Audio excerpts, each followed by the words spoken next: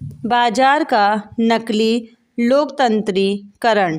पूंजी बाजार पर अभी जिन शक्तियों का नियंत्रण है उसे देखते हुए खुले बाजार का सिद्धांत उल्टे नतीजे दे सकता है।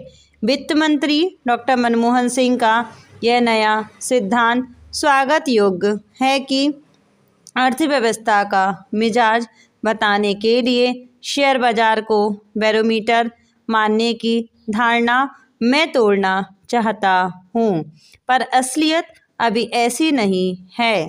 अभी सरकार पूंजी बाजार और शेयर बाजारों को जो आज़ादी दे रही है वह बाजार का वास्तविक लोकतंत्रीकरण नहीं कर पाएगा, क्योंकि अभी बाजार कुछ बड़े कॉरपोरेटेड पुरुषों और शेयर दलालों के शिकंजे में है।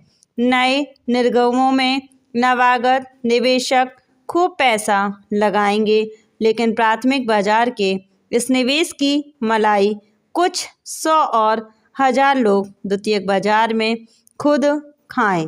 यह लोकतंत्रीकरण नहीं होगा। बात विपरीत तर्क से समझें।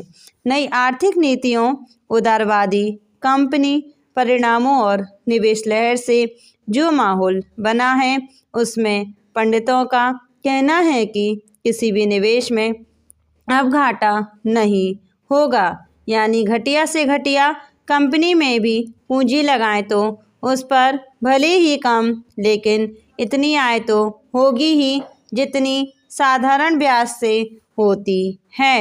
लेकिन ये आम निवेशक बाजार की शक्तियाँ नहीं होंगे। द्वितीयक शेयर बाजारों में एक छोटे से गुट और सटोरिये मालामाल होते रहेंगे, गैरकानूनी तरीकों से कम और नाजायज तरीकों से ज़्यादा।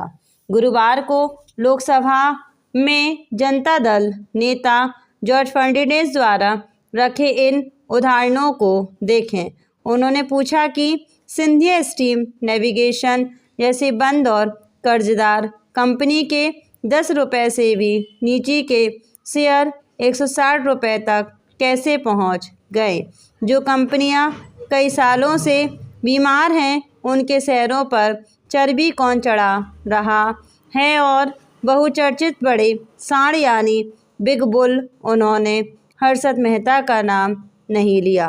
भी कंपनी मजरा लीजिंग के 8 रुपये के शेयर 1450 रुपये तक कैसे पहुंच गए और ऐसा किस तरह हो गया कि बम्बई के 30 शहरों वाले संवेदनशील सूचकांकों की हैरत अंगेज वृद्धि में बड़ा योगदान मात्र 4 कंपनियों के शेयरों का है। यानी कंपनी मुनाफा कमाए ना कमाए, प्राथमिक निवेशकों का लाभ मिले ना मिले, बाजार के सटोरिया जरूर रातों रात मालामाल होते जा रहे हैं। उत्पादक शुल्क वापसी का मामला याद होगा। वह मामला था कि जिस वस्तु पर सरकार उत्पादक को शुल्क में छूट दे चुकी है वह उत्पादक उपभोक्ता से वह शुल्क वसूल कर चुका है, तो यह कमाई अनुचित मुनाफा है। कानूनी खामी उस वक्त एक घोटाले के रूप में चर्चित हुई थी।